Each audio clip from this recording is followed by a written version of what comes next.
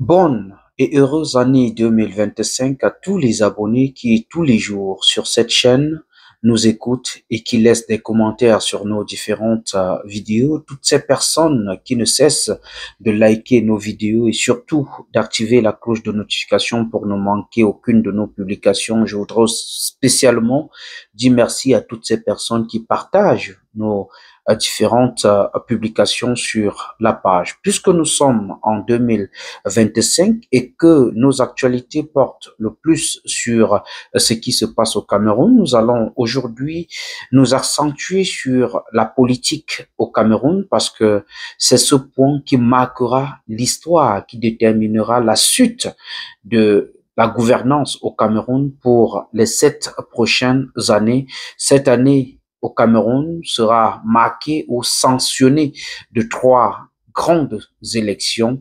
Et avant donc d'entrer dans cette année, le système en place a commencé à dénier des fonctions certaines haut placées dans le système, comme c'est le cas du secrétaire adjoint, du secrétaire général adjoint au Sénat, qui est cette chambre qui est responsable de certaines décisions en ce qui concerne le Cameroun. Mesdames et messieurs, salut. C'est un honneur, une fois de plus, de vous retrouver et surtout de partager cet instant d'information avec vous. J'espère que vous avez passé la célébration de la nouvelle année que vous aviez souhaité et que tout se passe plutôt bien pour vous pour cette nouvelle année.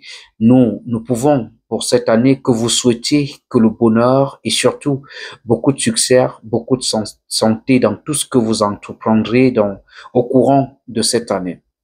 Dans cette première vidéo phase information 2025, nous allons parler de la politique au Cameroun. Mais avant de parler de ce renvoi, cette personne qui a été démue de ses fonctions par Monsieur Marcel Niat Difendi, président du Sénat au Cameroun, nous allons d'abord parler de ces élections qui marqueront l'histoire en 2025.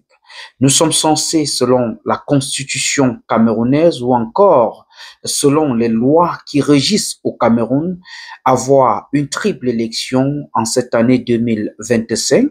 Il s'agit exactement de l'élection municipale qui donnera ainsi l'opportunité aux populations camerounaises d'élire leur prochain maire pour les 5 prochaines années, Et puis, de l'autre côté, on aura les élections législatives qui permettront ainsi d'élire les députés pour les 5 prochaines années, les responsables du Parlement au Cameroun, ceux qui auront la charge de voter ou d'adopter les lois pour le fonctionnement au Cameroun. Et la plus grande de toutes ces élections qui déterminent la haute autorité, la haute suprématie de l'État, qui est la personne généralement la plus importante au Cameroun, c'est l'élection présidentielle qui donnera ainsi le droit à une personne ainsi qu'à son parti politique de se voir gérer le Cameroun pour les 7 prochaines années. Et sur ce, il y a beaucoup d'agitations qui se font déjà de part et d'autre, des partis politiques qui se mobilisent déjà pour les circonstances de ces 3 élections qui s'annoncent plutôt plus engagées que la dernière élection que nous avions eue, c'était en 2018 et que nous avons vu porter à la tête de la magistrature au Cameroun le président son Excellence Biavi Vondo qui succédait ainsi à sa propre chaise à la place du président de la République au Cameroun. Aujourd'hui, ils sont nombreux à l'instar du candidat d'opposition le plus véreux au Cameroun, qu'aujourd'hui tout le monde respecte, qui est le professeur Maurice Kamto, qui avec les militants de son parti compte prendre le pouvoir cette année, ainsi que le député en exercice en ce moment, monsieur le président du PCRN, Cabral Libi Lingué, qui aussi veut se voir porter au perchoir de la présidence au Cameroun. Autant d'événements ou autant de personnes qui aspirent à ce poste. Il y a Joshua aussi, ils sont nombreux qui se sont manifestés. Il y a même l'artiste Papillon Motanguigna que j'ai écouté il y a quelque temps sur un média qui annonçait sa candidature pour les élections 2025 au Cameroun. Et c'est pas ça qui nous intéresse tellement dans cette émission. Nous parlons parce que c'est l'actualité qui meublera cette année 2025 du côté du 237. Mais aujourd'hui, dans cette vidéo, nous allons revenir sur une information qui est vieille de presque une semaine et demie. C'est le limogeage ou encore le renvoi du secrétaire général adjoint du Sénat qui s'est vu renvoyer. C'était le 25 décembre, non, le 15 décembre dernier par le président du Sénat, Monsieur Martial Niat Difendi, et je m'en vais, comme vous pouvez le voir à l'écran, partager avec vous cette note qui portait renvoi du secrétaire général adjoint au Sénat. Et bien que dans cette note, on ne nous donne pas exactement les raisons de son renvoi, mais il est important, c'est on dit, une sonnette d'alarme qui montre que la pression monte et qu'on est en train de vouloir changer la donne pour pouvoir remporter une fois de plus les élections en 2025. Et je m'en vais donc partager avec vous cette note d'exemple. Donc, Yaoundé, le 13 décembre 2024, le président du Sénat, la note est adressée à Monsieur Wongolo Bernard, c'est à Yaoundé. L'objet de la note est cessation de vos fonctions.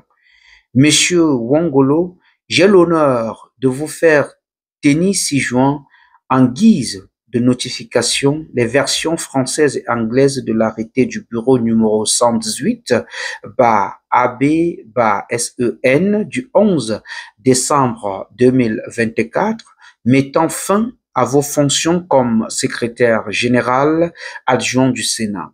À la suite de cette décision, je vous demande de vous présenter au Sénat au plus tard le lundi 16 décembre courant avant 15h30, personnellement ou par toute autre personne que vous pourriez mandater à ces fins, à l'effet de récupérer vos effets personnels au cas où vous en disposeriez encore dans vos anciens bureaux. Je vous ordonne également de restituer dans les mêmes délais les véhicules ci-après qui vous ont été attribués dans le cadre de vos anciennes fonctions. Un Land Cruiser GX V8 SEN 012A/CE 599 GT en 2 Prado TXL 2.SEN 059A. Veuillez agréer, Monsieur Wongolo, l'expression de ma considération distinguée, le président du Sénat, le premier vice-président, Aboubakari Abdoulaye. Quand j'ai lu cette note, c'est pas l'information au fait qui m'a le plus intéressé. J'ai décidé de faire cette vidéo parce que on connaît tous combien c'est très difficile de joindre les deux bouts au Cameroun. On connaît tous quel est le SMIC aujourd'hui au Cameroun. On connaît tous comment les familles au Cameroun se réveillent ou encore vont au lit le soir sans savoir qu'ils auront accès à 1000 francs le lendemain pour pouvoir mettre la marmite au feu. Mais on vient dans cette note nous présenter comment ceux qui nous dirigent se font plein les poches pendant que nous, qui leur portons à ces postes, souffrons.